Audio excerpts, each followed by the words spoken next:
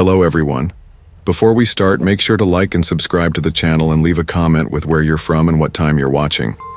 That way, YouTube will keep showing you stories just like this one. Now, let's begin. I came to the Pacific Northwest because rain makes it easier to disappear. But I underestimated how well places remember you anyway. My name is Mara Ellison, and what dragged me to Portland wasn't adventure or a new job. It was a man knee-deep in my past, before the machines, before the prints, before the thing learning my name through metal and ink. There was Caleb Rowe. Caleb wasn't dramatic about his obsession. That's what made him dangerous. He was the kind of man who held still in doorways, who didn't argue or yell, who let silence do the work. We dated for 8 months in Kansas City before I realized everything about my life had quietly reshaped itself around him. He liked when I quit my bar shift. Late hours attract the wrong people. He liked when I changed my routes home.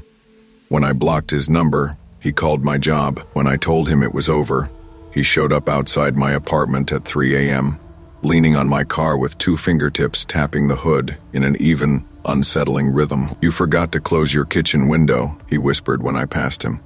"You're getting careless, Mara." He was right. I wasn't careful enough, so I left. I drove until the land turned dark and mossy, until buildings felt waterlogged and the air stayed damp even at noon.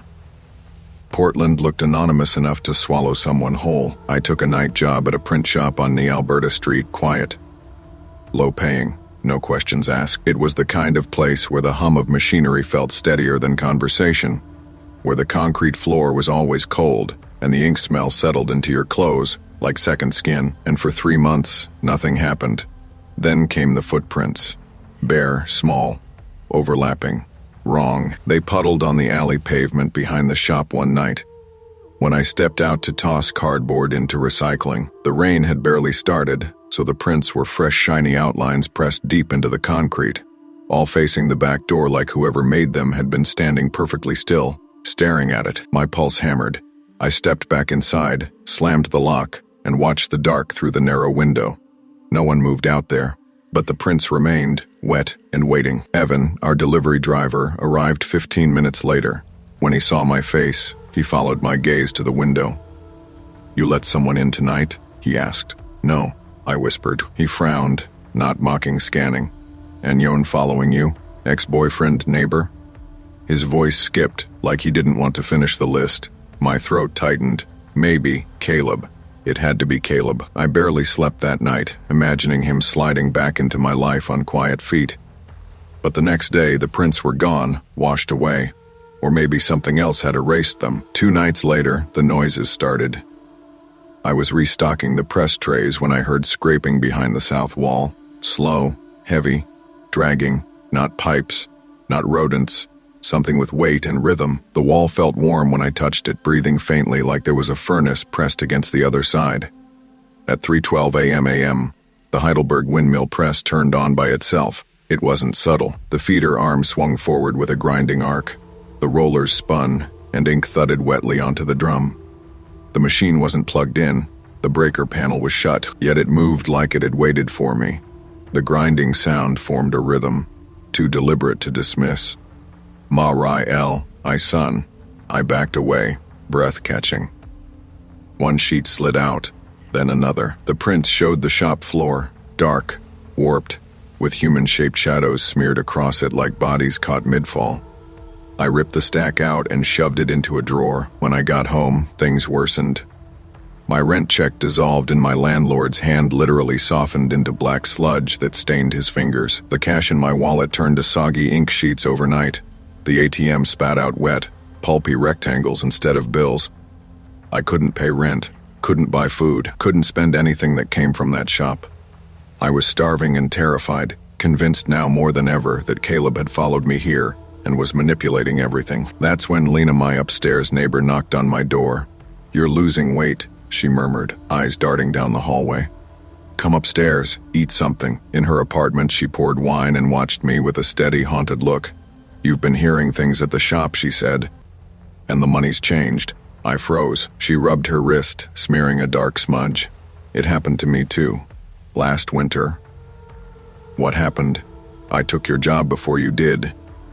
The room went silent except for the fridge humming. "You need to see something," she whispered. She led me to a box in her hall closet. Inside were dozens of prints identical to mine, warped shop floors, body smears, impossible shadows. I choked out, "Why didn't you tell me sooner?" "I tried," she said, "but once it chooses someone new, it stops listening to me." "What chooses?" She swallowed hard. "The press." Before I could respond, she bent forward, coughing hard, deep, wet. When she pulled her hand away from her mouth, black streaks coated her palm. "Ink." My stomach dropped. "We need to go to the shop," she whispered. "Before it gets worse." "We went during the day," Lena insisted. "It can't do as much then," she whispered. "It's weaker, less awake." The shop looked normal in sunlight. Dust on the counters, rubber mats, shelves of paper stock. Only the windmill press seemed off, an oily sheen across its metal, as if something had exhaled over it all night. Lena gestured toward the gears. "Check inside." I opened the housing. A clump of long dark hair was twisted around the central gear. Not new, flattened, dried, streaked with ink.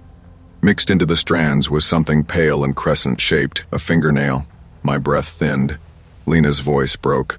"That belonged to a girl who worked here in 1987. She went missing. Her name was Nina." I stared at her. "You didn't think you were the first one, did you?" Lena said softly. "Or that I was?" Something moved in the press then, something slow, organic, a wet clack from deep inside, followed by a vibration traveling through the floorboards into my shoes. The machine was awake. The room smelled like warm metal and my own perfume, vanilla and vetiver, twisted with the sour scent of rotting meat. "Mara," Lena whispered, grabbing my arm. "We should go." But the door wouldn't open. Lena tried harder. The lock held firm. "For me," she whispered. "It only locks for me." I shoved her aside and pulled. The door opened instantly, her eyes filled with panic. "It wants me back." "No," I said. "We're leaving together." But she shook her head violently. "If I walk through that door, it will close on us both." The windmill clanked behind us, one heavy arm swinging like a metal limb testing space. The grinding began again, clearer than before. "Ma Rael." "I, son." It was calling me now. The air thickened with heat. The ink trays filled themselves, black liquid rising like breath. The feeder sucked in an empty sheet. "Run," Lena gasped. "Please, Mara, run. Don't stay here like I did." The first print slid out, warm, wet, fresh. It showed Lena inside the machine, arms twisted into the gears, hair pulled taut across the rollers, her face frozen in a silent scream. Lena collapsed, sobbing. I dragged her toward the exit anyway. "We're going now." But the moment I crossed the threshold with her arm over my shoulder, her weight doubled, tripled, like the air turned to cement around her. She clutched her chest, choking on ink. "It won't let me leave," she rasped. "I'm part of it now." "No, Mara," she whispered. "Don't be next." Her hand fell away from mine, and the door slammed between us. I ran. I didn't stop until the city thinned, until the air tasted less like ink and more like cold rain. I found a farmhouse rental 2 hours north and hid there, starving, broke, terrified. But the prints followed me. One night the presses started again, not in reality, but in sound, in memory, in vibrations that crawled across my skin. When I opened my suitcase, fresh prints lay folded on top of my clothes. They showed me standing in my rental kitchen, but in the background, the windmill press towered like a shadow, closer in every frame. The next morning, I burned the prints in the sink. The smoke curled upward, too thick, too dark, almost liquid. And when it thinned, a shape remained inside it, tall and bent at angles human joints couldn't make. Something inhaled. And behind me, my rental printer, a cheap plastic office model, spat out a single warm sheet. My heart seized. The print was of me, not dying, not running, working. I stood at the windmill press, hands on its levers, face blank, eyes ink, black, hair streaked with oil. Behind me, Nina and Lena and others I didn't recognize operated smaller machinery. Their forms half human, half pressed into the metal. The caption under the image, printed in my own handwriting, read, "New operator confirmed." Something shifted behind me, heavy and patient, something that had followed the smell of ink across counties. I didn't turn. You don't turn when a machine calls you by name. You don't turn when a place remembers you better than a person ever did. You don't turn when the future has already been printed. You step into position, and you begin the night shift.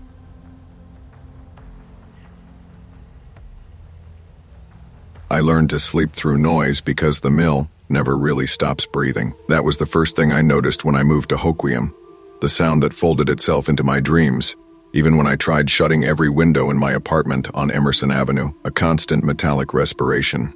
A pulse that wasn't mine. People in town joked that Gray's Harbor Lumber Company was alive, and on my first day, standing in the shadow of its towers and conveyors, I believed them. Heat rolled off the steel structures like body warmth. Steam drifted from vents in slow exhales. Even the rain seemed to fall around it instead of on it. I took the graveyard shift because night work felt simpler, quieter, even with the saws screaming through the walls. I needed the hours, and I needed the distraction. Noise meant I didn't have to listen to my own mind. Noise meant I could pretend I wasn't still haunted by the accident 9 years ago, the one I never talked about, the one where the only thing louder than the rain had been bones breaking under a rolling log. On November 6th, 1:28 a.m., the storm hammered the tin roof hard enough that it vibrated through my boots. The air inside was thick with sap, hot metal, and that faint scorched oil smell that never washed off your clothes. I stepped onto the main floor, and the saws swallowed me, whole bandsaws shrieking, sorters clanking, chains dragging across steel teeth. Sound so enormous it flattened everything, even thoughts, even guilt. They'd called the first night shift death an accident. A worker slipped near the bandsaw, vanished behind a curtain of dust. The second death, they said, was another freak misstep. Wet boots, bad luck, log pressure. But I'd seen the faces of both men the shift before they died. Eyes wide, alert, not frantic, but aware, like they recognized something none of us could hear under the machinery. I tried ignoring it until Earl, the forklift operator with the stained baseball cap, grabbed my sleeve as I crossed in front of the planer. His mouth moved, but the mill's roar devoured every syllable. He jabbed a finger toward the log sorter, his eyes shiny with the kind of fear that doesn't come from slips or OSHA drills. His lips formed two clear words before he rushed off. He's back, or maybe get back. In this place, the difference mattered. Then Mason, who'd been doing maintenance since before I was born, hurried past me, almost colliding with a stack of green lumber. He stopped just long enough to clutch my arm. His grip felt like ice despite the heat of the machines. He mouthed a single name, Red, and my stomach dropped. I hadn't heard that name spoken aloud in nearly a decade, not since the day the cable snapped and the log crushed a man on our sister site outside Aberdeen, not since I knelt in the mud and blood rain, hands slipping as I tried to lift what no human could lift. David Red Patterson, a man with a laugh as loud as any saw in the building. A man who shouldn't have died that young. A man whose eyes, even in the half-second before it happened, had looked not surprised but disappointed. I told myself Mason was messing with me. People on night shift get bored, stir up old ghost stories to stay awake. But the way he looked at me, like he'd seen something walking the catwalks that shouldn't exist, made the back of my neck prickle. I kept moving, trying to focus on my checklist, running my gloved hand along the guardrails, feeling the vibration through the metal. But something felt wrong. The rhythm of the machines was off, slightly, barely. But I'd worked enough nights to hear the difference between a mechanical pulse and something breathing. Then I saw him. A figure stepped out from behind the rows of stacked logs, the steam parting around him like he'd been there longer than the building. He was solid. He cast a shadow. He moved with intention, boots slapping wet concrete. But he shouldn't have been alive.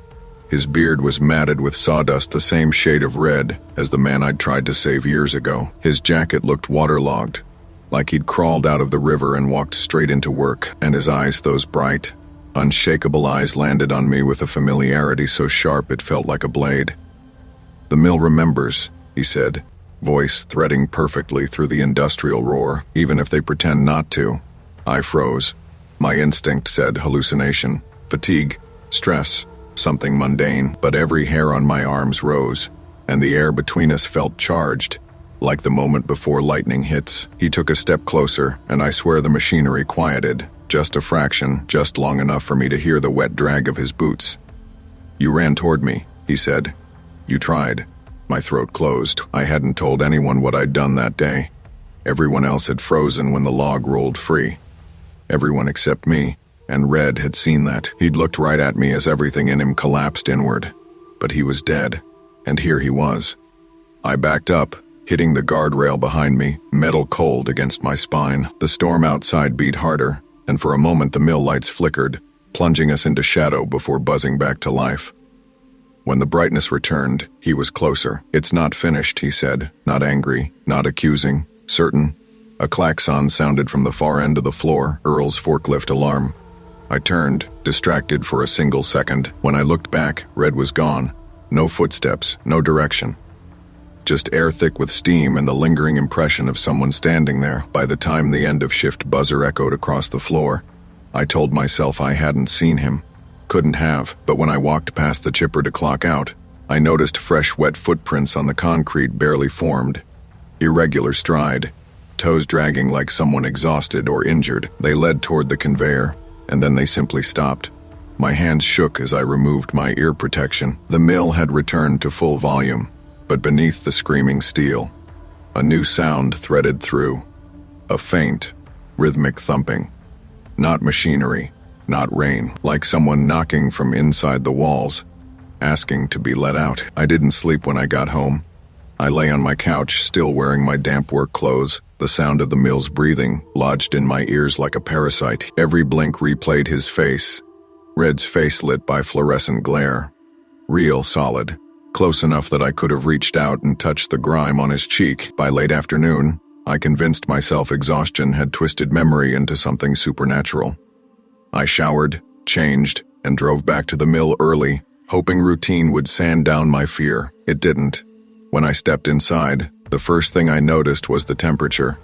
The mill was always warm, but tonight heat radiated off the machinery like fever. Steam vented from pipes that shouldn't have been active, and the air carried a new smell, burnt cedar mixed with something faintly metallic and sweet, like blood warmed by friction. I tried focusing on my tasks, inspect pressure gauges, check lubrication levels, log anomalies, but every sound felt heightened, like the mill had turned up its own volume to drown out someone whispering beneath it.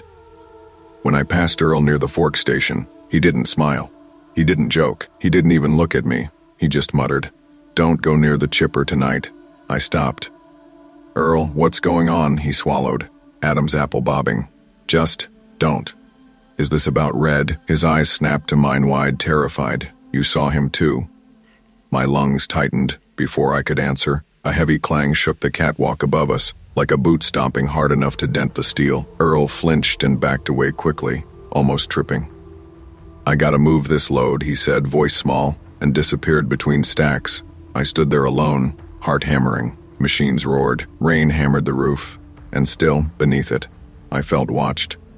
I forced myself to finish my route, but as I neared the chipper, a cold draft rolled across the floor, slicing through the heat. The hairs on my arms lifted. A shadow moved behind the steam slow, deliberate. Red stepped out again. His jacket dripped like he'd walked through a river. Sawdust clung to him, like lint to a magnet. His boots left prints darker than water, almost reddish, and something about his expression had changed. Less human, more carved. "You don't get to walk away," he said. Not a threat, a truth. I backed up until my shoulders hit a stack of processed lumber. "You're dead," I whispered. He tilted his head.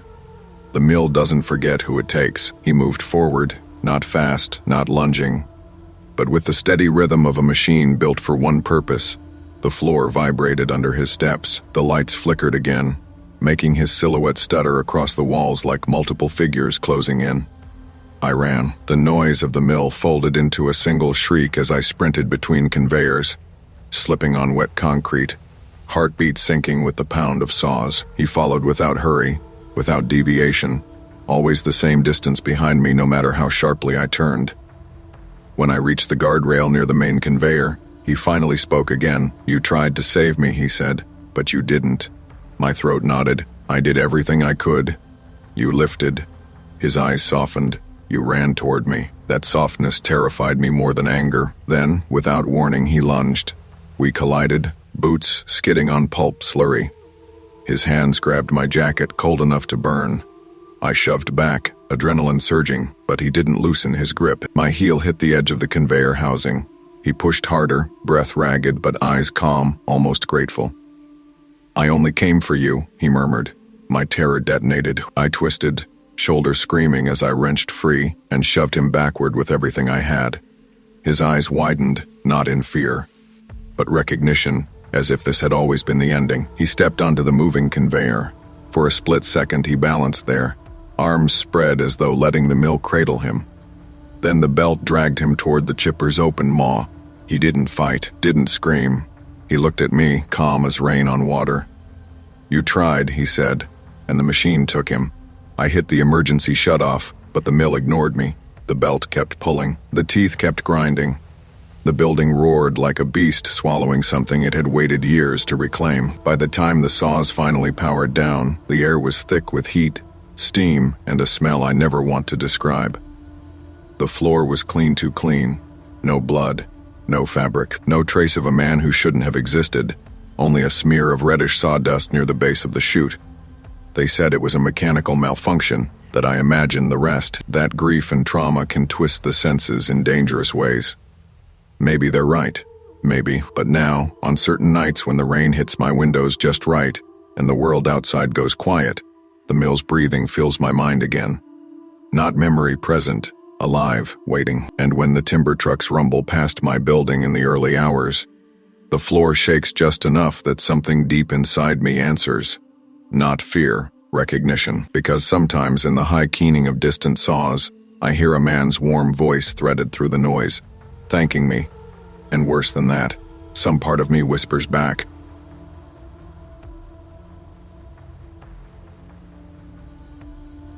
I moved to the Pacific Northwest because Cedar towns promise quiet, and I needed somewhere my past wouldn't echo. That line lived in my head, long before I ever said it out loud, like a truth rehearsed in secret. By the time I crossed the Pine Hollow town limits, fog sliding across the road in soft, deliberate breaths, I'd convinced myself that quiet was the same thing as safety. I told myself places couldn't choose people, only people chose places. I see now how naive that was. Pine Hollow looked harmless in the dying October light, all warm bulbs and slanted porches. Cedar shingles glinting with mist, the air carried the sweet tang of sap and wood smoke, the kind of smell that makes some people think of home and makes others, people like me, think of erasing what came before. I didn't have anyone waiting on the other side of my move, no calls to return, no debts I hadn't already paid in ways that still sicken me if I think too long. Quiet was supposed to be the reward. My rental sat near Cedar Creek, an old craftsman with moss swallowing the fence posts. Inside, the floorboards groaned, like someone had pressed an ear to them and exhaled. I unpacked slowly, touching everything as if to claim it. A table, a lamp, a bed that didn't know my name yet. The house felt hollow, but I told myself hollowness was better than memory. By 7:38 p.m., the mist thickened, tinting the street lamps with gold halos. I'd barely settled in when the first knock came, 3 short taps, nervous, almost polite. When I opened the door, Ruth Blackwood, the store owner I'd met only once, stood holding a steaming cup. "Cider for the newcomer," she said, smiling too narrowly. "Big week ahead. Harvest Festival starts tomorrow. Prosperity has a price, you know." She laughed like it was a town joke, something well-worn. I forced a smile. "What kind of price?" "Oh, you'll see. Just play along. Pine Hollow has traditions." She left before I could form a real reply. When I lifted the cup to take a sip, the steam didn't smell like apples. It smelled faintly of burnt hair. I set it on the porch railing and went back inside, telling myself I imagined it. Around 10, the drums started. They came from the woods across the creek. Low, slow, almost conversational. Not a song, not a warning. More like rhythm practicing itself, beating until the air adjusted around it. I stood at the window, watching the cedar silhouettes sway as if leaning closer to listen. My chest tightened with a feeling that didn't qualify as fear yet, just anticipation, sharp and thin. Sleep wasn't possible, not with the drums phasing in and out like thoughts I didn't want. Close to midnight, I threw on a jacket, grabbed a flashlight, and stepped outside. The mist carried the smell of wet needles and cold smoke. The creek whispered, swollen with early rains. Each beat of the drums nudged at me, insistent but patient. The woods weren't far, 15 steps across the narrow footbridge, Another 50 into the trees where undergrowth softened sound, but the deeper I went, the clearer everything became. The individual cracks of fire, the low murmur of voices, the dull thud of something being lifted, moved, set into place. I froze when I saw the first effigy. It stood nearly 8 feet tall, built from cedar poles lashed with red thread, the joints wrapped tight like broken limbs bound for healing, a hollow frame carefully constructed, too careful. Shapes inside it caught the firelight, pale and rigid bones, arranged deliberately cleaned. My throat closed when the wind shifted. The flames illuminated another effigy, and another, a whole perimeter of them, each stuffed with bone. A ring, a ritual, a workforce of shadows moved around them, figures bending, lifting, whispering, faces hidden beneath hoods, threaded with rust-colored dye. I told myself to turn back, to walk, not run, to pretend I hadn't seen anything. But then a thin glint sparked at the wrist of one of the skeletal arms, a bracelet, silver, etched with tiny cedar leaves, Marlene's bracelet. The woman the town claimed had moved away last winter. The woman whose job I took, the woman whose house I moved into. A voice behind me said my name, not loud, not curious, certain, Loretta. My legs took over before my mind did. I sprinted, branches clawing my coat, needles slick under my boots. The drums shifted tempo faster now, closer, matching my footsteps like something learning how I moved. When I burst back into my yard, my porch light flickered once and died. My hands shook as I reached for the door. The phone line was dead. My truck sagged crookedly, tires slashed, clean cuts. The drums didn't chase. They didn't need to. They followed, steady and sure, like a heartbeat sharpening behind mine. I didn't sleep. I kept a flashlight nearby, watching the windows until dawn leaked pale and exhausted over the horizon. I left Pine Hollow that morning. On foot, crossing the highway felt like waking up inside someone else's body. Numb feet, numb hands, lungs raw from running. Cars hissed past without slowing. I must have looked wild, soaked in creek water and cedar smoke.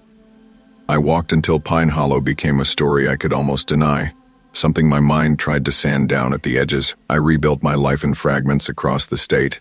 New job, new rental, new neighbors who kept to themselves. I didn't follow news from Pine Hollow. I didn't want to know whether the Harvest Festival happened again, or whether another bracelet glinted on another effigy's wrist. My fear lived quietly, tucked behind daily tasks, emerging only when I caught the smell of sap in a grocery store or heard distant hammering that sounded like drums. For years, nothing reached for me. Then I bought the cedar chest.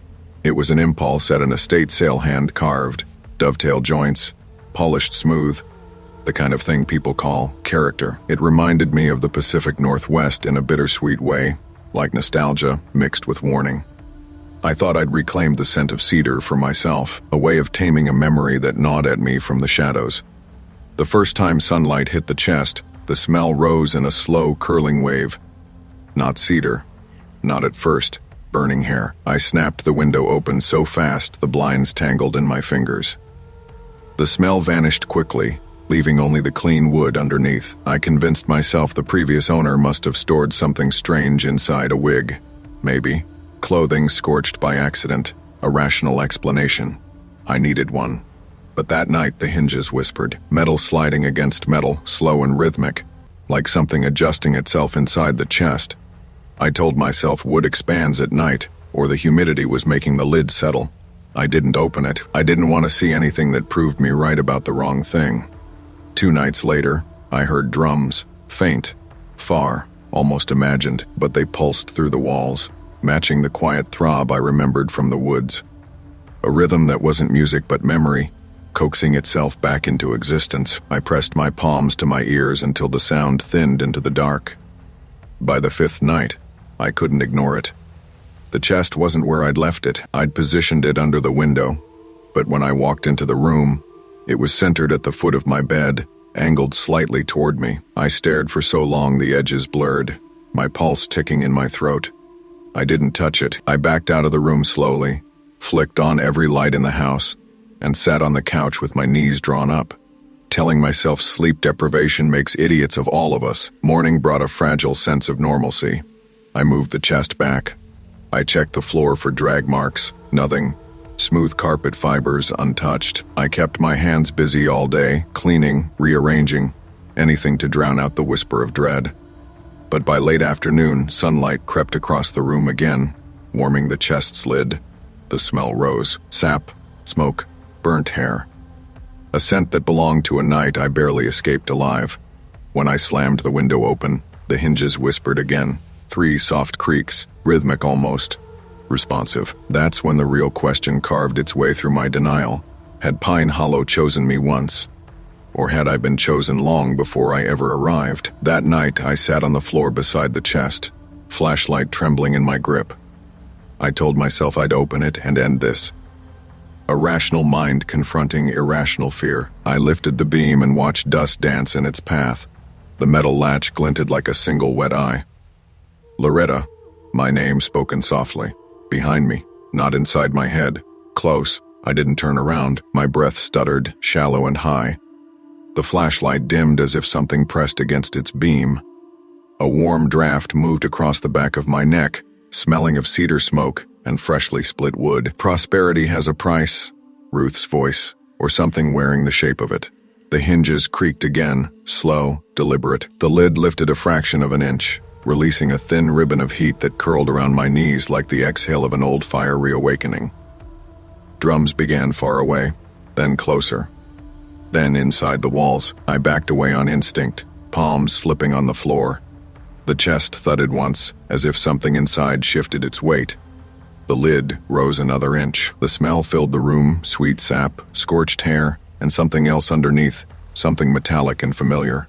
A bracelet clinking softly against bone. The lid kept rising. I don't remember standing. I don't remember running. Only that I reached the doorway and felt the drums vibrating through the frame like a heartbeat syncing with mine. I keep the chest closed now. I keep it tied with rope and shoved into the darkest corner of the house. But sometimes, when the sun hits it just right, the hinges warm enough to twitch. Sometimes I hear the whisper of red thread tightening. Sometimes I hear my name. And sometimes, far off, patient, inevitable. I hear the first drum of the harvest festival starting again.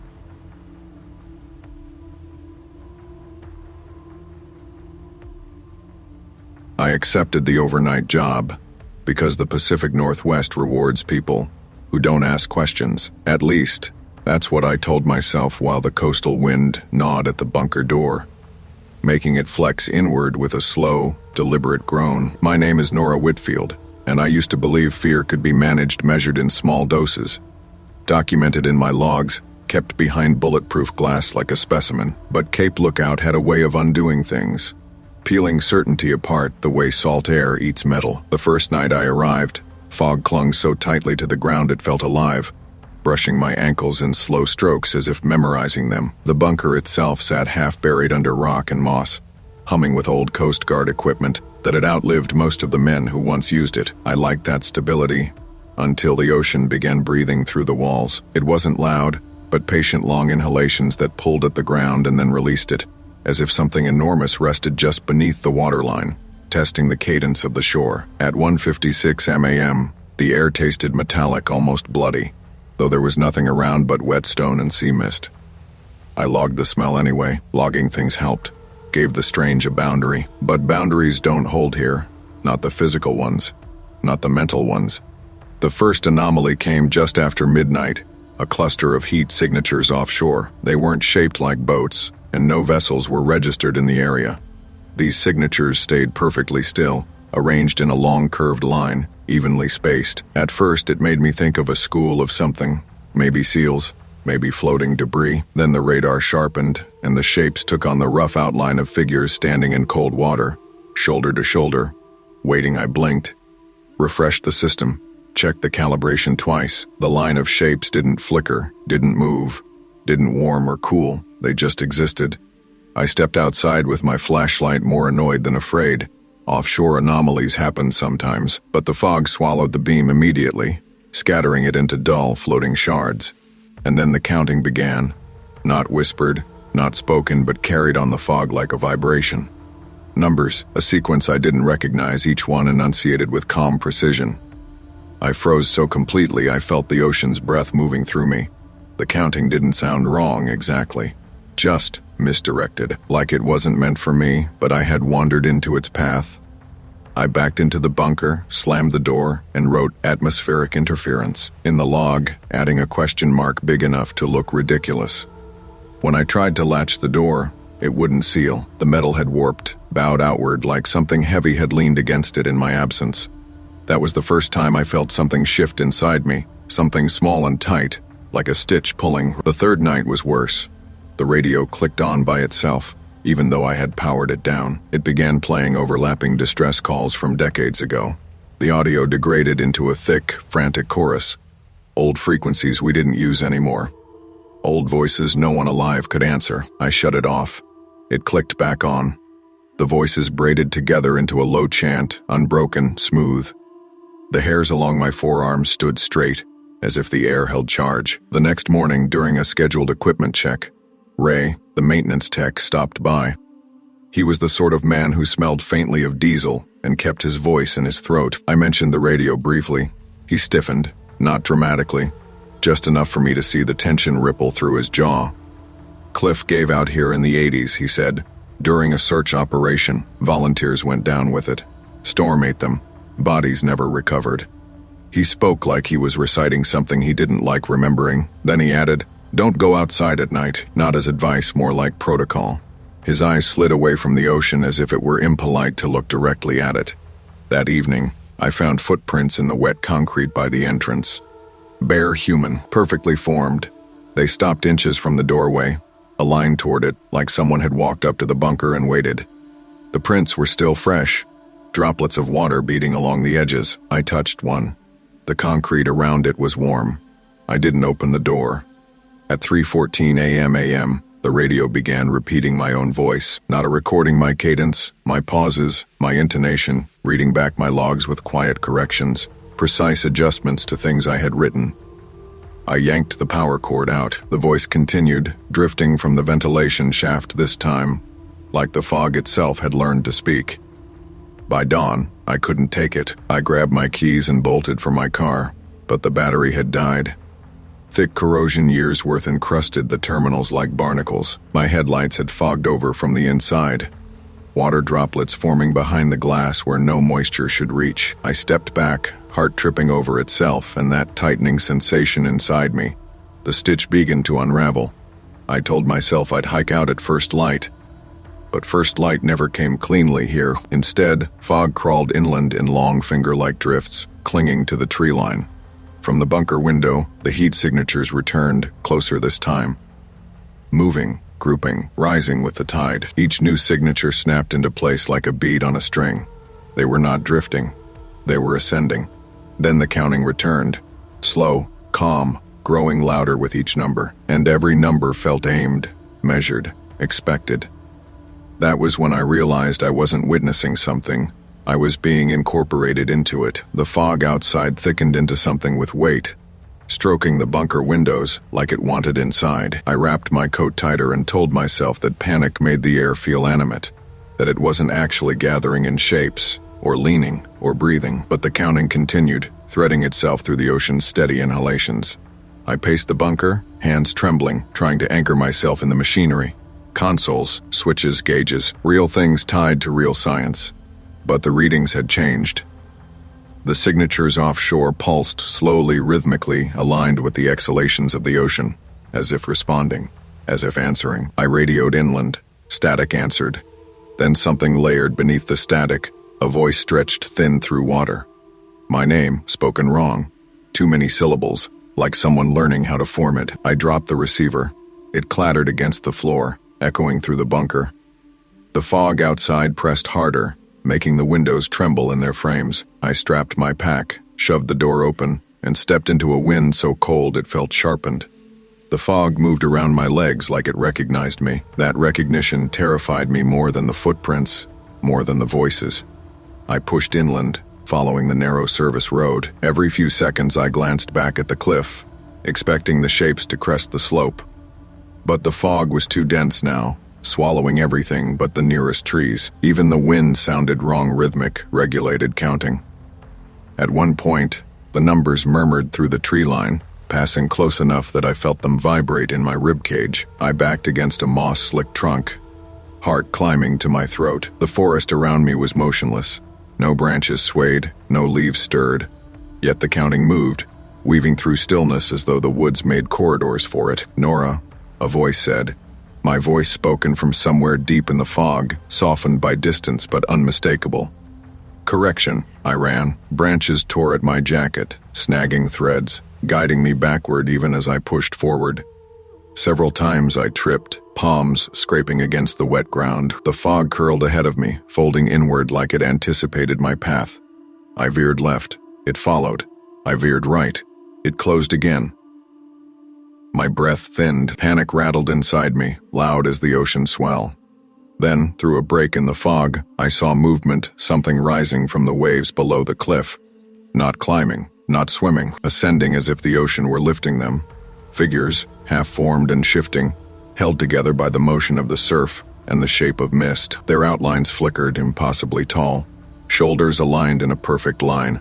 Waiting, counting resumed behind me. Closer now, each number deliberate. I kept running, but the woods bent around my direction, funneling me toward the cliffs again. The ground sloped downward without my noticing until my boots skidded on gravel. The ocean roared, not loudly, but deeply, its breath sinking with mine, pulling, drawing. The fog gathered at my back, pushing me forward. "Nora," my voice murmured again. "Replace." Something inside me cracked, not physically, but mentally, as if a truth I'd been refusing tilted into place. This place didn't want observers, it wanted continuity. A new set of footprints, a new number in the sequence. Cape Lookout wasn't haunted. It was hungry. I scrambled up the ridge, nearly slipping on loose stone. The fog surged behind me, shaping itself around the trees, squeezing through gaps in the branches. I lunged toward the inland trail, but the air ahead thickened like a wall, cold and heavy, forcing me to stagger back. My lungs seized as if the fog had entered them. When my vision steadied, the figures were close. Near the cliff edge now, their shapes held by fog, not flesh. Their heads tilted toward me, though I could not see faces. The counting stopped. A quiet settled, a quiet so deep it felt subterranean. Then the ocean exhaled. The force of it nearly knocked me down. Mist sprayed across my face, cold enough to numb my cheeks. I tasted salt, but beneath the salt was something older, something like stone that had spent too long underwater. I stumbled backward into the trees, gasping, lungs burning. For a moment, the fog thinned enough for me to hear something else. Voices layered faintly through the ocean breath, dozens of them, maybe hundreds, rising and falling. Lost calls, old distress signals, names spoken wrong, logs corrected. Then the numbers began again, only one this time. A single number repeated calmly, patiently, waiting for my step to match it. My legs buckled. I pushed myself up, gripping a branch for balance. The forest behind me shifted, the fog pulling itself into rough approximations of limbs, shoulders, angles that suggested movement. Waiting, I fled into darkness. I don't know how long I ran. Hours, miles. Time dissolved into the sound of pursuit that never touched me but never receded. At dawn, the counting stopped. Silence returned, sharp and sudden. Light filtered through the trees, pale and weak. I stood alone on the service road, unable to remember how I'd gotten back to it. My coat was soaked through, pockets filled with fine salt crystals. My hands shook uncontrollably. I didn't return to the bunker. Later that day, officials found it empty, equipment still running, logs still updating themselves in my handwriting. My badge lay on the railing, cold and slick with seawater. They asked where I went. They asked what I saw. I couldn't tell them the truth, that I don't know whether I escaped or whether I'm still being measured. Somewhere along that coastline where new signatures rise offshore and the counting continues. Low and patient, waiting for the number that completes the line, waiting for me.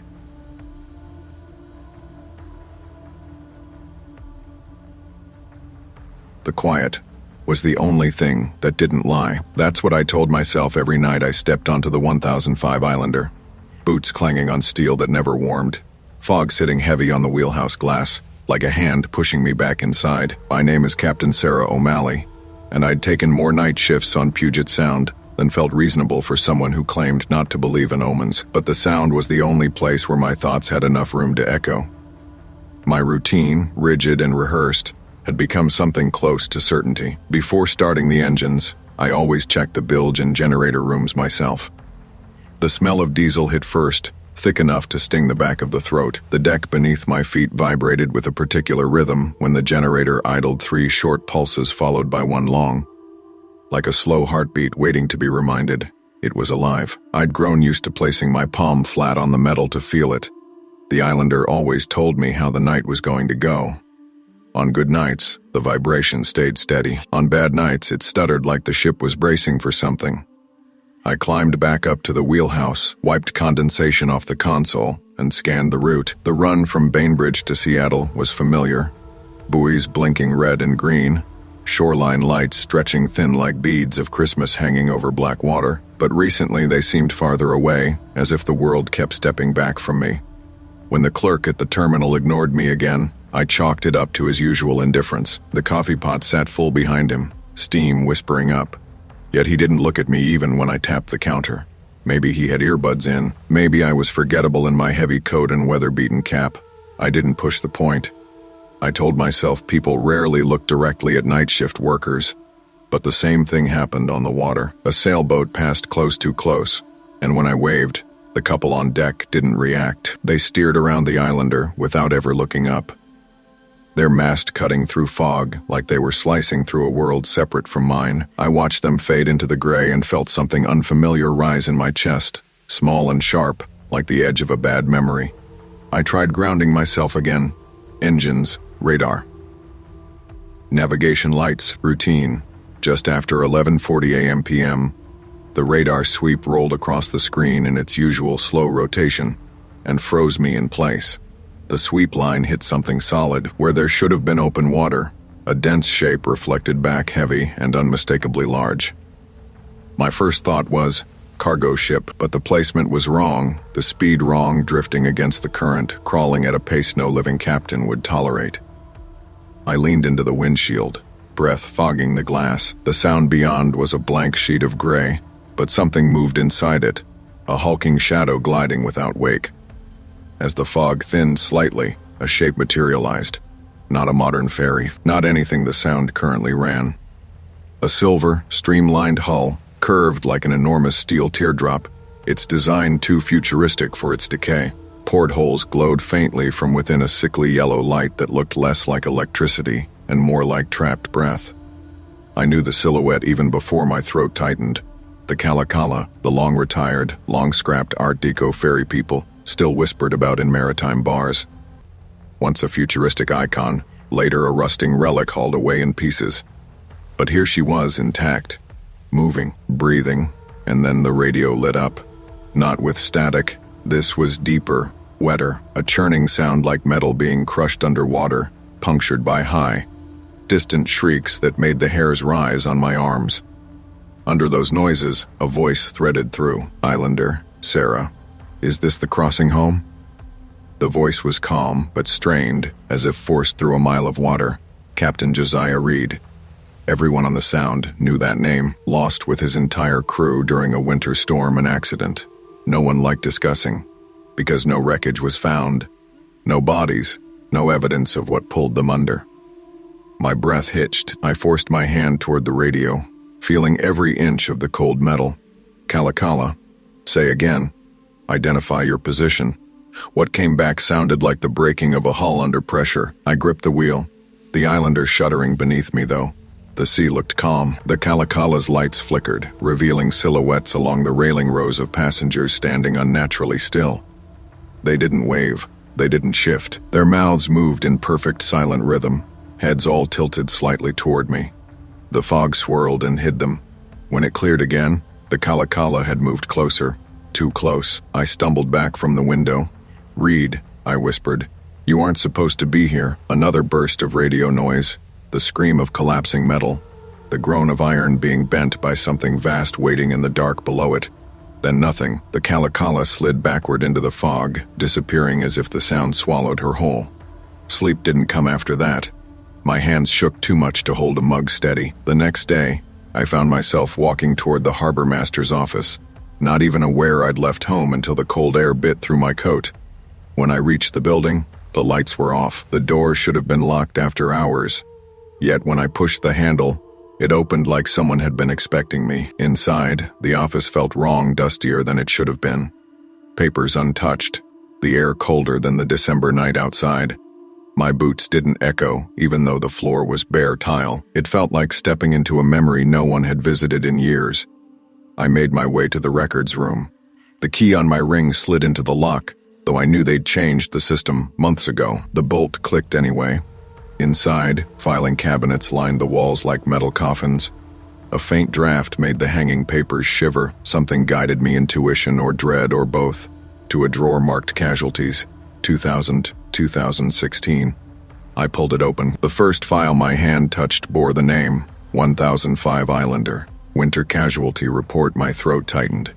My fingertips tingled with cold. Inside were pages with printed names, my deckhand, my first mate, even the kid we'd hired for summer shifts, who always hummed classic rock under his breath.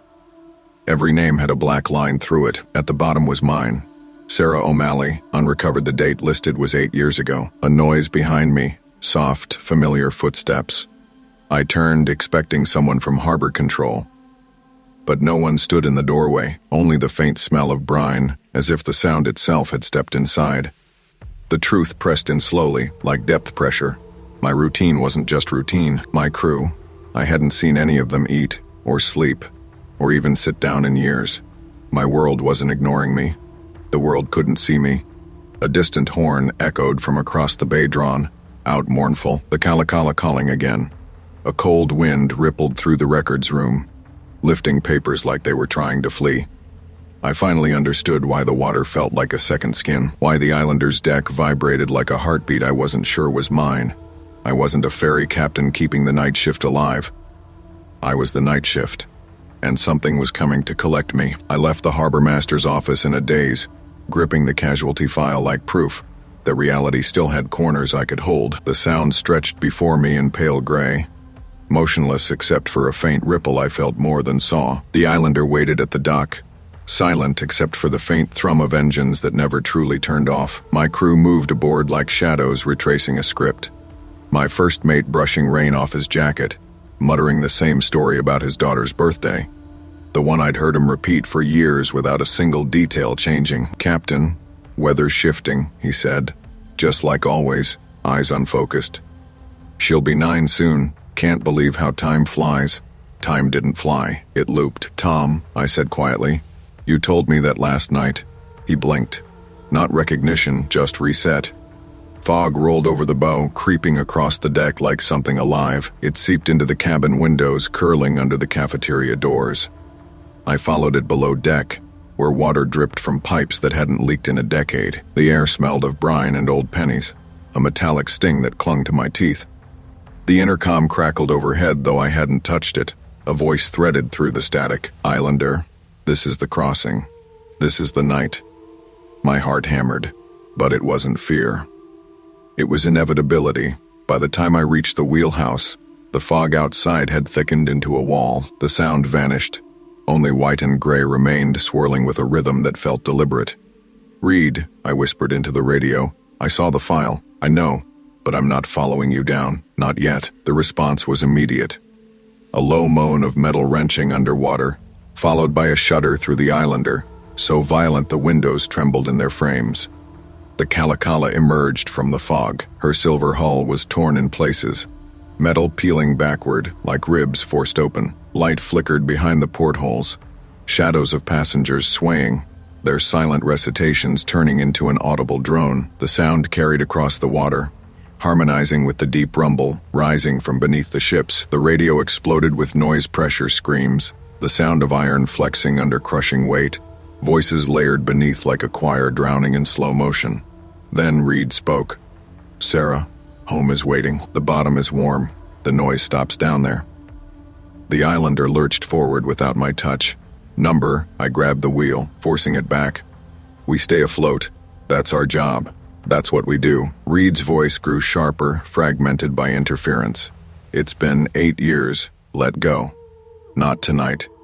The Kalakala angled toward me, deliberate, hungry. Fog spiraled in its wake, dragging strips of darkness from the water itself.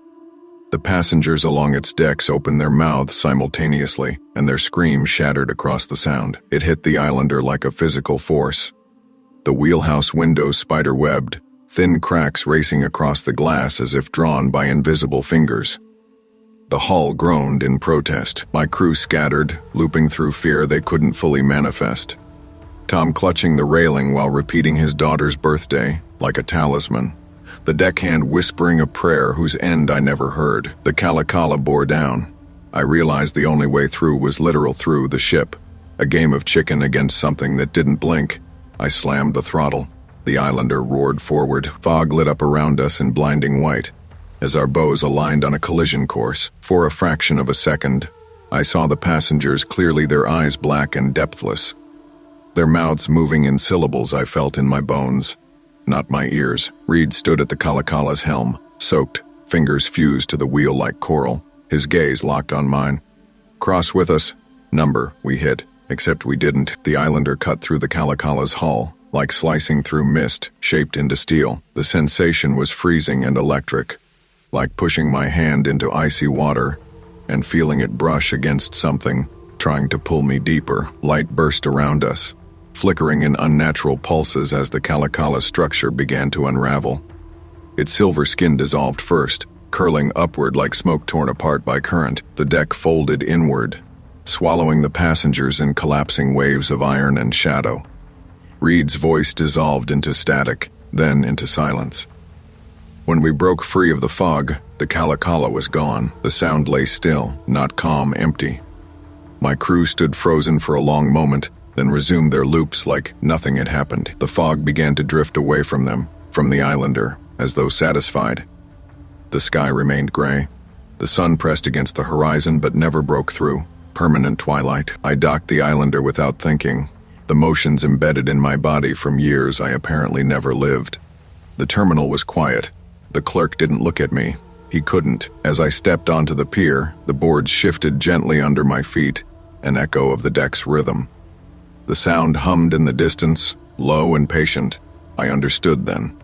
I wasn't the one haunted. I was the haunting, a warning buoy shaped like a woman, pacing the boundary between the living and the lost. Reed had accepted the bottom.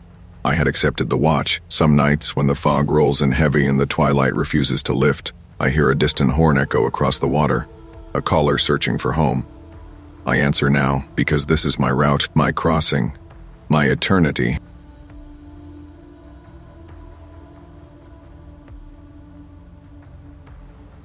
I came north because the Pacific Northwest has a way of swallowing unfinished lives, and mine had been drifting ever since the night the boat overturned beneath me. I was the captain, supposed to be the one who saw the warnings first. But on that October evening, the sky went from calm to clenched, and I ignored the shift. The research vessel lurched, water punched over the bow, and in the roar I heard Evan calling my name as the hull rolled. His hand slipped from mine so quietly, it felt unreal, like losing grip on a thought. The ocean kept him. I kept the guilt, so when the opportunity came to vanish into a decommissioned monitoring station perched above the cliffs near Manzanita, I took it without asking a question. Like stepping willingly into the jaws of the thing I feared. Maybe punishment, maybe penance, maybe I just wanted to hear the water talk to me again. The station sat 50 feet from the cliff edge, a brutalist slab of concrete with narrow observation slits, window grills rusting into crooked lines. The inside smelled of brine that never dried, of old wiring and plywood warped by constant damp. Even the air had texture of faint ozone bite that made me think of storms before they begin. The job seemed straightforward. Keep the beacon operational, log hydrophone data, maintain the structure until final decommission. Silence, routine, distance. Exactly what I believed I deserved. But even on the drive up, the back of my throat tasted like copper, an omen I tried to disregard by cracking the window and letting in cold sea air. Memory slipped into the car with me anyway. Evan laughing as he untangled a rope. Evan telling me to respect the water's mood. Evan's voice gasping when the wave hit us broadside. My mind replayed those seconds so often that the mistake felt fresher each time, as if the ocean were teaching me how failure echoes. The first night, the breakers below sounded unnervingly organized. Not random, but patterned. 5 crashes. Pause. 3 rolls. Long hush. I logged the readings from the hydrophones, expecting the usual groans of shifting plates and drifting gravel. Instead, through the underwater microphones, I heard speaking, soft, resonant, almost rhythmic, not English. Yet the cadence stirred recognition, the way an old melody does before the memory surfaces. The voices rose and fell like they were inhaling the sea between syllables. My fingers hovered over the gain dial before I whispered, "Number, you're exhausted. That's all." But the voices didn't fade. One of them brushed close to a familiar pattern, the rounded consonants of Evan's way of saying my name. I shut off the power. The hydrophones continued humming, faint but persistent. It was enough to squeeze the breath out of my chest. At dawn, the fog retreated in long strands, revealing the station's full spine, concrete ribs, a weather-beaten antenna, a vent system that rattled whenever the wind hit it sideways. Inside the main chamber, black mold curled across the back wall in the shape of something disturbingly close to handprints, each smear elongated, like dragged knuckles. I touched one lightly. Water beaded instantly under my fingertip. That evening, Ranger Hollis arrived with a crate of replacement bulbs and a bundle of laminated maps. He was the kind of man who spoke with his shoulders first, and his voice second, practical, economical, measuring what he said before releasing it. "You're the new caretaker," he muttered, wiping rain from his forehead. "Station's temperamental, doesn't like being empty." I forced a thin smile. Places don't have preferences. He looked around the room, jaw tightening. "This one does." He set down the supplies. "Ever heard of the hum? Not the conspiracy garbage online. This is local. Been documented since the 70s. The crust under this stretch of coastline produces a frequency. Low enough you don't hear it so much as feel it. Drives whales mad sometimes, people too, if they're unlucky." He tapped the hydrophone console. This place wasn't built to study wave patterns. It was built to track that sound, and to test if it's communicative. A chill slipped down my spine. "Communicative how?" He shrugged, like he regretted saying anything. "Depends who you ask. Last caretaker swore it was mimicking voices, his wife's mostly." Hollis exhaled. "He lasted 6 nights, left his boots facing the water, never saw him again." I swallowed. "What did he hear?" Hollis met my eyes with a look too serious to be superstition. "Whatever you carry in your head, this place will give it shape. Don't let it use you." He left with a stiff nod, refusing my offer of coffee, like he didn't want to stay inside the walls longer than necessary. Night returned fast, swallowing the coastline into a void where the only light was the beacon pulsing every 8 seconds. The hydrophone console twitched with faint signals. I forced myself to log readings calmly, even though the whisper pattern rose again beneath the static. When I opened the station's logbook to update the date, a full page of notes greeted me in handwriting identical to mine, clean strokes. Familiar spacing, detailing events I had no memory of. 2:03 a.m., voices request proximity. 2:15 a.m., do not respond to them by name. 2:40 a.m., they know what you lost. My stomach dipped. I slammed the book shut, waited, then opened it again. The writing remained. I set up a camera overnight, aimed at the desk. If I was losing time, if stress was twisting my perception, I needed proof. But when I reviewed the footage, my blood chilled. I did go to the desk at 20:14 a.m., pen in hand, and wrote steadily. Yet my posture was unnatural, neck tilted, eyes wide open and reflecting no light at all. My mouth moved as if repeating something whispered too quietly for the microphone to catch. I pushed the chair away so fast it screeched. The sound echoed through the hollow structure, answered by something faint tapping in the vents, slow, deliberate, as if counting. By the 6th night, the coastline felt sentient. When I stepped outside for air, the fog curled around my ankles like a physical substance, rising in dense tendrils, smelling faintly of ammonia and rotting seaweed. Something wet slapped against the exterior blast door, once, twice, then again, heavier. I backed away as the steel trembled under pressure that came from something not strong, but patient. The vents hissed as the fog forced itself through them in thin, searching streams. I locked every door, shoved a metal bar across the entry, then tied my wrist to the radiator with rope. My pulse thudded in my ears. I whispered, "You can't have me." But the hydrophones pulsed again, slow, soothing luminescence flickering across the screen, rising like breath. And then the voice came, not imagined, not distant, clear. "You didn't let go." I slipped, Evan. My throat closed. "No," I whispered. "You drowned because of me. You're still fighting the wrong thing." The radiator creaked as I pulled against the rope, trembling. "You came here," he said gently.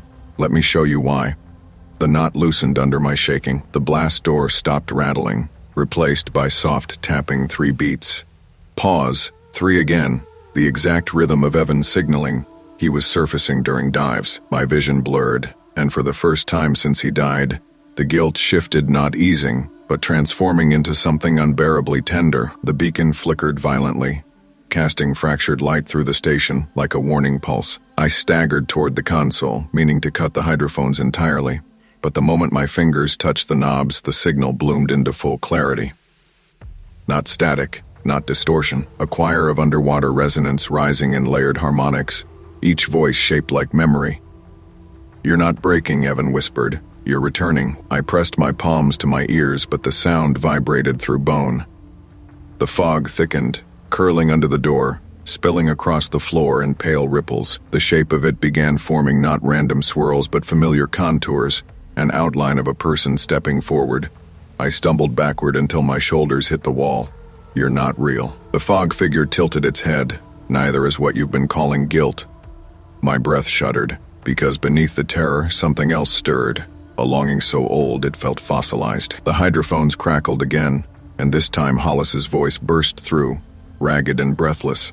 "If you're hearing this, stay away from the water. I'm on my way, don't answer it, whatever it sounds like." I grabbed the transceiver. "Hollis, it knows things he couldn't, that's the point." He snapped. "It pulls from memory, it shapes itself into whatever keeps you listening." His voice broke. "Guilt is the easiest doorway."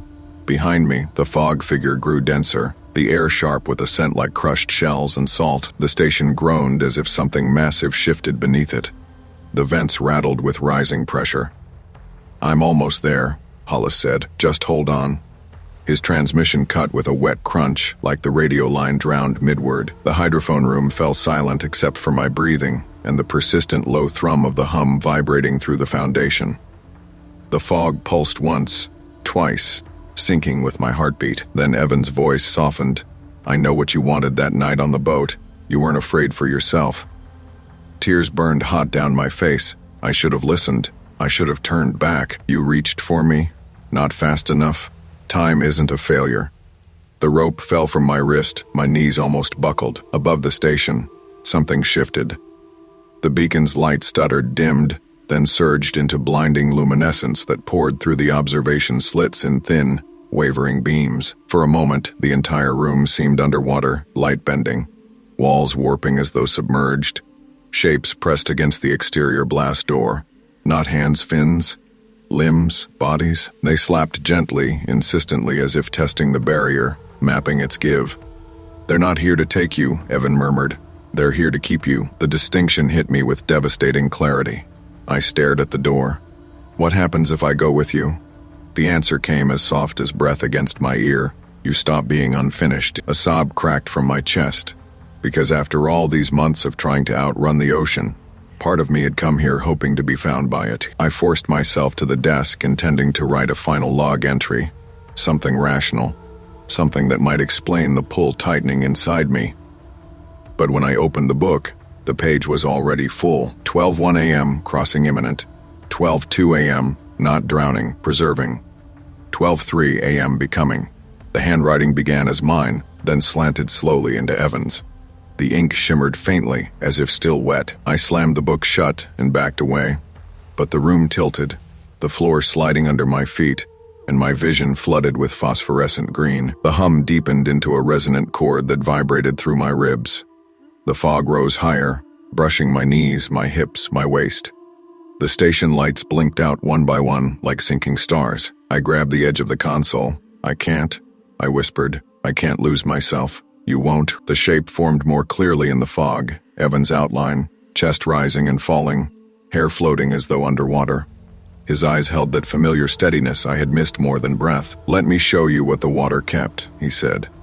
The blast door unlatched on its own, A slow, heavy release. Cold night air surged in, thick with salt, and something older, something like the breath of the deep. Shapes waited beyond the threshold, luminescent bodies shifting with the rhythm of the tide. I stepped forward, shaking. Hollis's warning echoed faintly in my mind, but Evan's voice drowned it out with impossible gentleness. You came here to finish the crossing you never allowed yourself to make. The fog brushed my hand like warm water. My skin tingled, not with cold, but with recognition. I don't want to die, I whispered. Then don't, he said. Become. Something inside me loosened, a knot I'd carried since the night the boat capsized, and in its place rose a quiet, devastating relief. I stepped through the door. The station behind me exhaled, its lights flickering once before going dark, leaving only the phosphorescent glow of the shapes below. They opened space for me, moving with the tidal grace of something ancient and patient. The last thing I heard before the fog swallowed the world was Evan's voice, clear and steady. The coast remembers those who return. They say the beacon still activates on certain nights, sweeping the water like it's guiding someone in. No one knows who it's waiting for, but I do.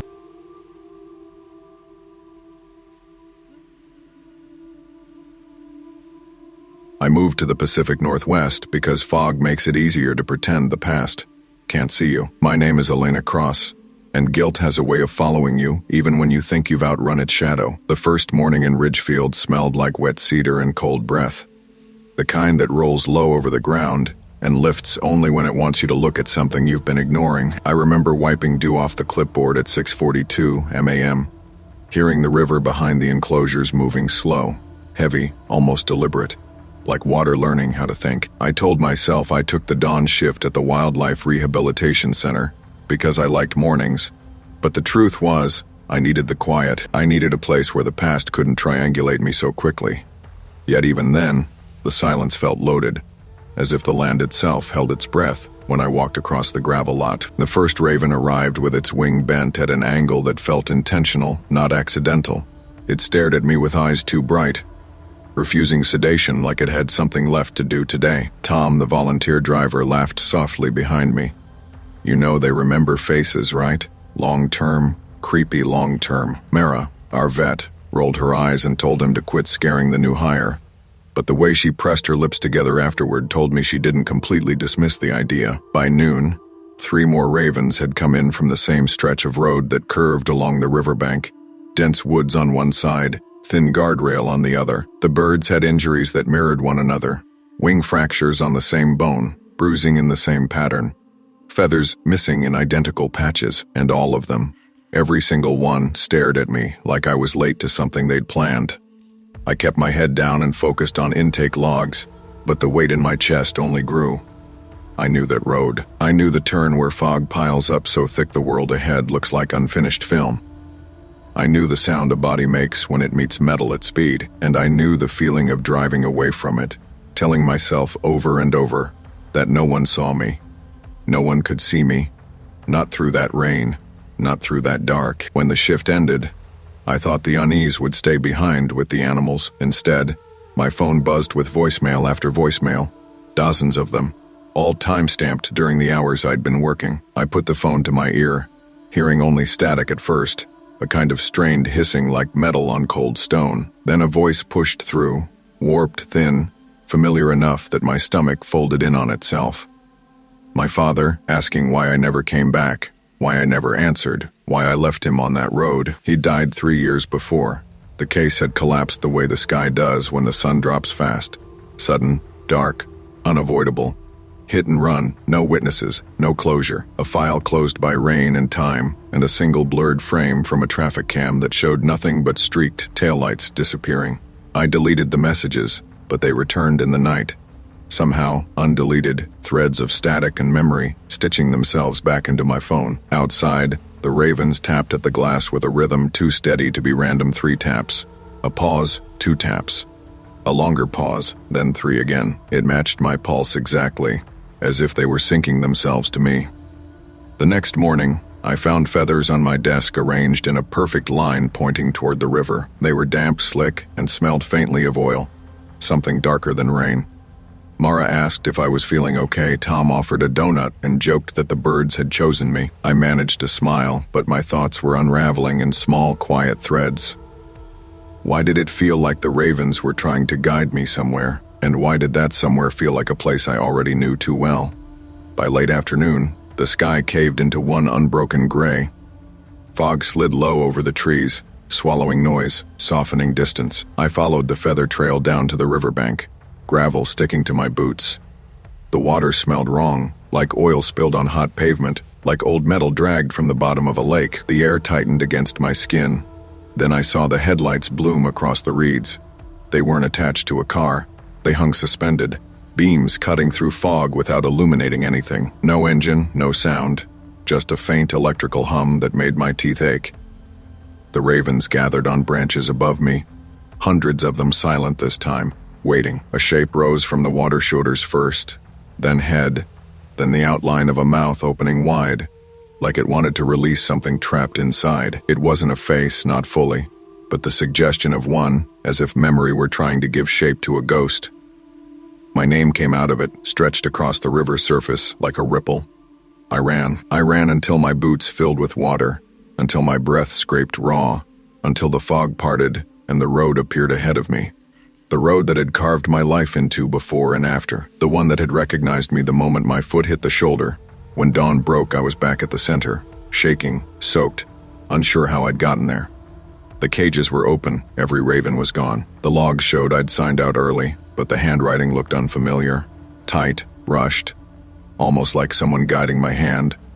They told me stress could do that grief finds costumes, that nothing follows you unless you let it. But the fence line filled with ravens again the next evening. First one, then four, then many tapping once, then twice, then once again, a coat I felt in my jaw more than my ears, and when the fog rolled in low enough to touch, I knew they were waiting for me to answer something I still didn't understand. The next morning I woke before my alarm, heart pounding, as if someone had been standing beside the bed a moment earlier. My apartment was cold, the kind of cold that doesn't come from weather, but from a room remembering something you want it to forget. I made coffee, hands trembling only slightly, and told myself I'd imagined everything. Stress, overwork, unresolved grief, all the standard diagnoses for a mind pushing back against itself. Still, when I arrived at the center, a single raven perched on the gate, waiting. It didn't move when I approached. It stared straight at me, pupils widening in a slow, deliberate pulse. The air around it seemed denser, like it was pushing the morning aside to make space for itself. "You again," I said under my breath. From behind me, Tom let out a low whistle. "He likes you. They do that sometimes, pick someone." I wanted to laugh, but the bird hopped along the railing beside me as I walked, matching my pace with quiet, exact steps. When I opened the locker room door, it let out a sharp cry that shuddered through my ribs. Inside, my locker was already open. I hadn't touched it yet. A feather rested on the top shelf, perfectly centered, the tip pointing outward. I reached for it, but the metal of the locker chilled my skin so quickly I jerked back. Mara walked in just then, her expression flickering when she saw the open door. "Elena," she said carefully, "did you sleep at all?" "Enough. That doesn't look like enough." I wanted to tell her everything, but the words backed up in my throat. She was kind, grounded, practical.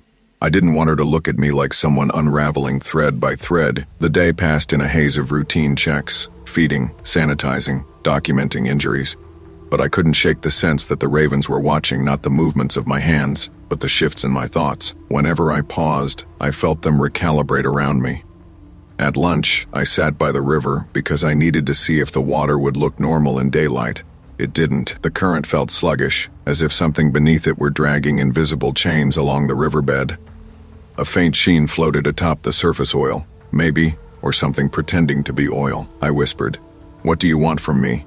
A raven landed beside me close enough that I felt the wind off its wings. Its beak tapped the ground once, twice, then a third time, tracing a line toward the bend in the road where my father died. "You can't possibly know that," I told it, but deep down, I wasn't convinced. Around dusk, fog thickened again, rising from the river like breath from a mouth too large to see. I tried to leave early, needing distance, needing walls that didn't echo with tapping beaks. I signed the log, My own handwriting this time, though I checked twice to be sure, and grabbed my bag as I stepped into the gravel lot. Every raven on the property took flight at once. The sound was immense, a pulsing roar of wings beating the air into shape. They circled above me. An orbit formed from shadow and memory below them. Headlights flickered to life on the road.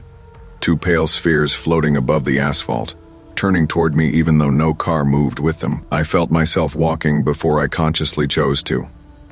My legs carried me toward the road, through the fog, past the gate. The headlights glowed brighter with each step, widening, sharpening, until I could see the faint outline of a grille, a hood, a windshield still smeared with rain long dried.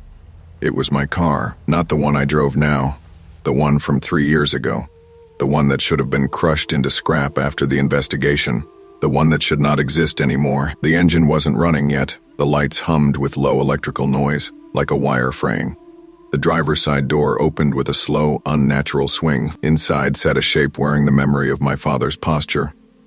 Elbows slightly lifted, shoulders squared, head tilted the same way he used to when listening, but the face was unfinished, as though someone had tried sculpting him from fog and metal and couldn't remember the details clearly enough.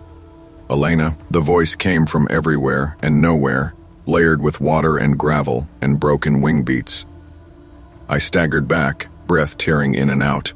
"I didn't see you," I whispered. "I didn't see anything that night. It was raining." I panicked. I didn't know.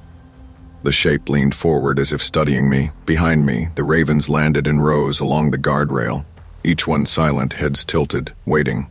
"I'm sorry," I said, louder now, throat shaking. "I didn't come back because I was afraid. I thought if I never looked at that road again, the truth couldn't find me." The headlights dimmed, then flared again, illuminating the broken line of asphalt at my feet. A memory rose, not one I'd let myself touch in 3 years. The impact sound. The skid. The moment of stunned stillness afterward. I had told myself it wasn't him, that it couldn't be him, that I'd imagined the shape in the rearview mirror. But guilt leaves fingerprints, even on moments you swear you never touched. The shape whispered again, softer now. "Home." My knees buckled. I fell hard onto the gravel, stones digging into my palms. The ravens hopped closer, wings shivering. Their eyes glinted with a recognition that felt older than any of us. The driver's side door began to close, slow and measured, like a judgment being passed. "No," I said, breath cracking. "Please, not yet. I'm still here. I'm still trying." The door shut with a hollow echo. The car dissolved, not faded, dissolved. Headlights smearing upward into the fog like light poured into water. Metal thinning into mist, the outline losing its place in the world. The ravens lifted in one synchronized movement, taking the fog with them. The road went still.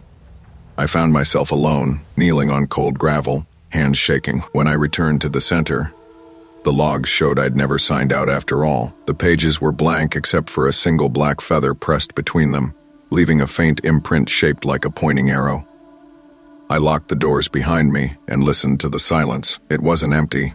At shift change the next day, the ravens gathered again by the fence line, hundreds of them, tapping once, then twice, waiting for me to answer. And every time the fog rolls in low enough to touch, I swear the river remembers my name.